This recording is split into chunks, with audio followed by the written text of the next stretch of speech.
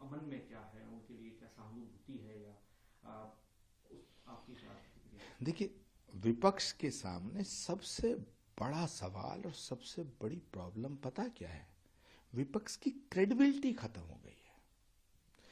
विपक्ष अगर सच भी बोलता है तो देश की जनता उस पर यकीन करने को तैयार नहीं है, क्योंकि इनकी हरकतें ऐसी हैं।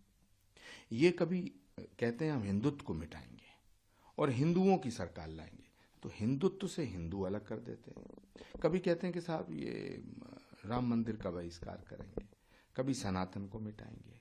तो सवाल इस बात का है कि जो विपक्ष या कांग्रेस पार्टी खास तौर से वंदे मातरम का उद्घोष किया करती थी, वो कांग्रेस आज भारत के टुकड़े करने वालों के साथ खड़ी हो गई है।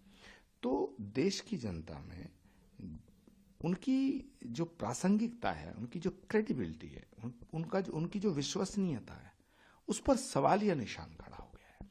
दूसरा, पंजाब में कांग्रेस पार्टी और आम आदमी एक दूसरे को गाली देंगे और दिल्ली में हम एक हो जाएंगे।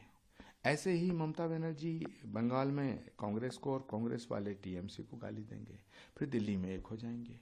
राहुल गांधी जी के सामने लेफ्ट कैंडिडेट देगा, फिर दिल्ली में एक हो जाएंगे। देश की जनता को बेवकूफ नहीं बनाया जा सकता है।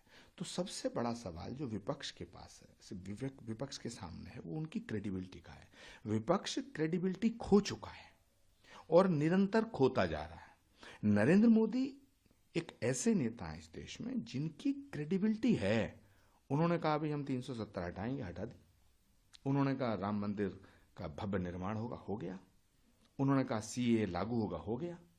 अब वो कह रहे हैं हम यूसीसी लाएंगे, तो मुझे लगता है ला देंगे। तो देश की जनता नरेंद्र मोदी की बात पर विश्वास करती है और विपक्ष सारा इकट्ठा होकर भी उनकी बातों पर विश्वास नहीं करते हैं। और एक बात और मैं बताऊं, जहां राहुल गांधी हैं वहां क्रेडिबिलिटी हो ही नहीं सकती।